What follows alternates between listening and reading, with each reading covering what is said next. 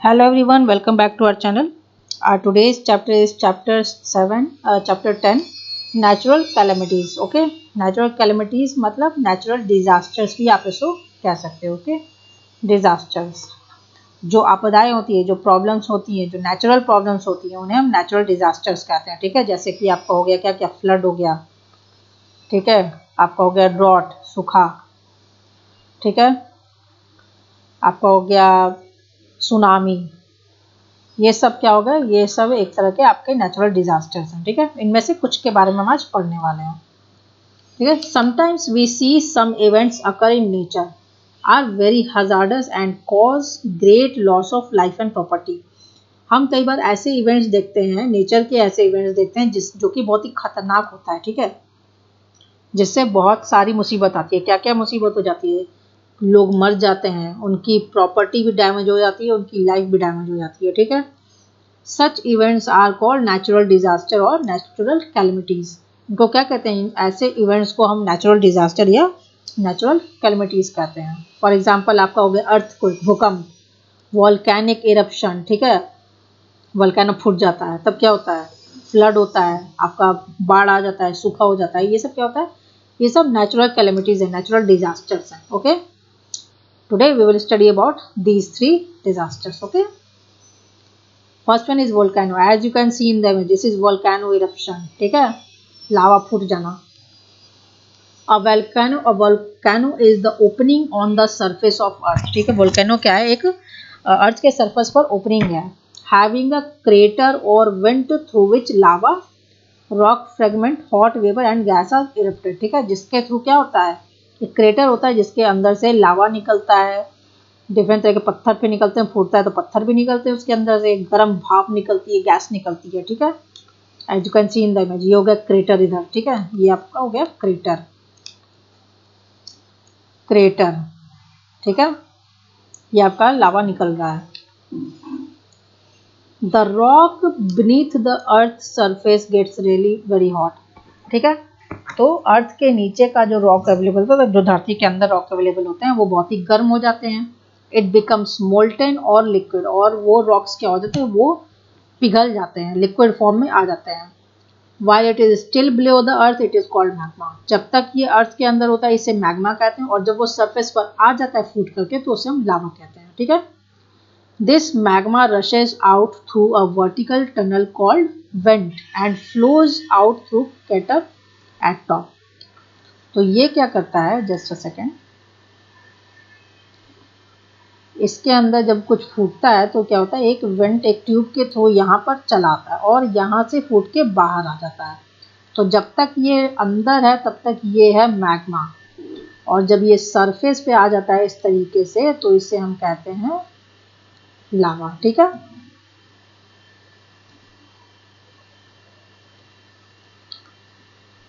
when the magma comes at earth's surface it is known as lava.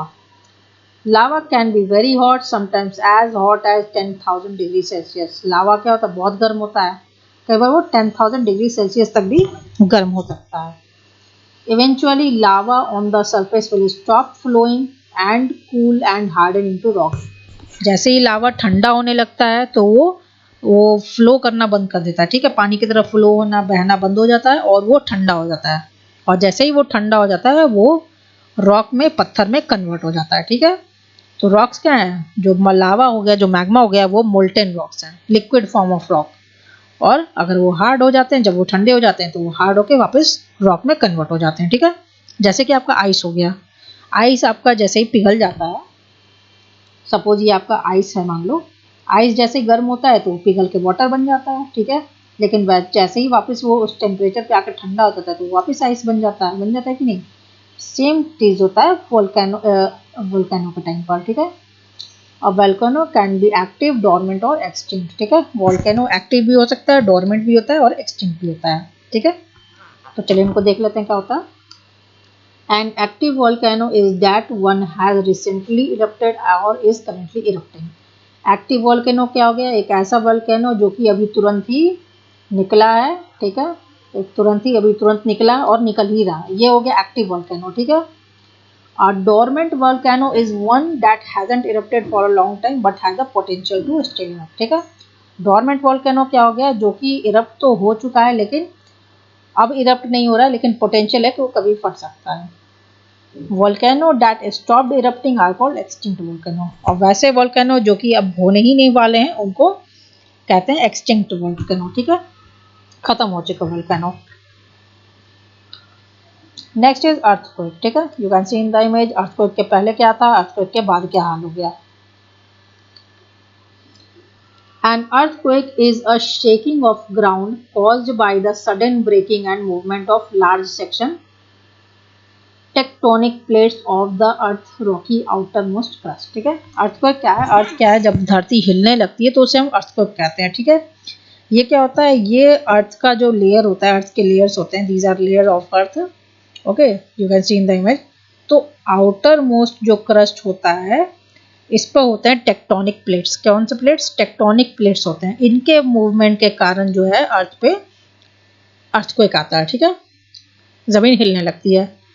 Earth's upper layer crust is made of many rock masses called plates। ठीक है, ये जो upper layer part होता है वो different तरीके के rock से बनाता है, पत्थरों से बना होता है, जिसे हम कहते हैं plates. Okay, these plates are constantly moving, they move apart, collide और स्लाइड अगेंस्ट ईच अदर। ठीक है, ये जो प्लेट्स क्या होते हैं, ये इस तरीके से स्लाइड करते रहते हैं। ठीक है, अपनी जगह से हिलते हैं, अपनी जगह से स्लाइड करते हैं, मूव करते हैं।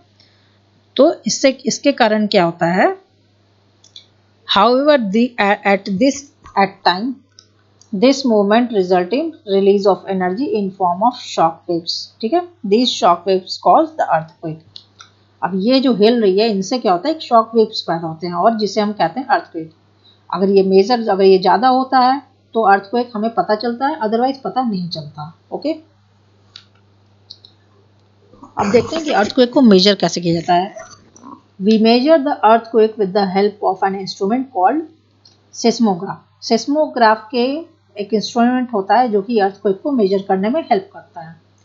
It detects the direction, intensity and duration of earthquake। ये क्या करता है, ये अर्थक्वेक का डायरेक्शन देखता है कि कहाँ से कहाँ तक गया है, इंटेंसिटी देखता है कितनी पावर है और कितनी देर तक रहा है। ठीक है, the intensity of earthquake is measured on Richter scale. अब इंटेंसिटी को किस में नापा जाता है, रिचर स्केल में नापा जाता है, जो कि कहाँ से शुरू होता है, मैग्नीट्यूड 1 से जाता है ऊपर तक। ठीक है, the weakest earthquakes are close to 1 on the scale and strongest measure about 9। ठीक है, सबसे जो वीक अर्थक्वेक होता है वो 1 मैग्नीट्यूड का होता है और जो सबसे ज़्यादा हाई डेंसिटी का होता है वो 9 मैग्नीट्यूड तक जाता है। ठीक है, जितना ज़्यादा मैग्नीट्यूड होगा लॉस उतना ज़्यादा होता है। ठीक है, वो उतना विजिबल अर्थक्वेक होता है।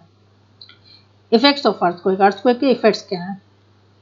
Earthquake is a natural phenomena that can happen at any time.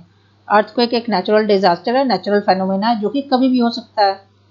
And earthquake can cause major damage to life and property. Earthquake के कारण लाइफ और प्रॉपर्टी पर बहुत डैमेज होता है। You can see in this image. ठीक है, earthquake के पहले क्या था हाल शहर का, अर्थक्वेक के बाद क्या हो गया, कितना डैमेज हो गया। Okay, the damage depends on the strength and kinds of the waves produce. तो जो डैमेज होता है वो डिपेंड करता है कि कितना हाई इंटेंसिटी का, कितने देर के लिए और किस तरह का वेव प्रोड्यूस किया गया था जिससे ये अर्थक्वेक आया। High intensity earthquake causes high destruction. जो हाई इंटेंसिटी होती है वो कहता है ज़्यादा नुकसान होता है उसमें। बिल्डिंग्स क्या होते हैं, कोलैप्स हो जाते हैं, गिर जाते हैं। Roads and bridges gets damage. Road और ब्रिज जो होते हैं वो डैमेज हो जाते हैं। कई बार आपने रोड पर छेद भी देखा होगा, बड़ा सा गड्ढा हो जाता है। And trees get uprooted. Trees क्या होते हैं, ट्रीज भी उखड़ जाते हैं। अपरूटेड मीन्स उखड़ जाते हैं trees. Earthquake produced under sea is known as tsunami. अब जो अर्थक्वेक पानी के अंदर आता है, जो समुद्र के अंदर आता है अर्थक्वेक, उसे हम कहते हैं सुनामी। ठीक है, which cause great destruction in coastal area. तो जो एरिया जो पानी के पास होते हैं जिन्हें हम कोस्टल एरियाज कहते हैं उनको नुकसान ज़्यादा पहुंचता है। ठीक है, next one is flood. Okay, flood कब होता है, जब पानी बहुत सारा हो जाता है, बहुत सारा बाढ़, उसे हम कहते हैं फ्लड। अब flood is an overflow of water. जब जरूरत से ज़्यादा पानी आ जाता है, जब उससे ज़्यादा पानी फ्लो करने लगता है उसे हम कहते हैं flood. That submerges land which is usually dry. तो जो लैंड ड्राई रहता है उसको क्या करते हैं, ऊपर पानी से भर देते हैं। Flooding is a most common natural disaster and is also very common in many places where rains fall. तो जहाँ पर ज़्यादा बारिश होती है वहाँ पर अक्सर जो है फ्लड देखने को मिल जाता है। ये बहुत ही कॉमन नेचुरल डिजास्टर है, ठीक है। फ्लड्स कैसे होते हैं? Floods are caused by heavy and continuous rainfall. जब भी कहीं पर बहुत भारी बारिश हो रही होती है और लगातार बारिश हो रही होती है तो वैसी जगह पर बाढ़ आ जाते हैं। विच increases the water level of reverse.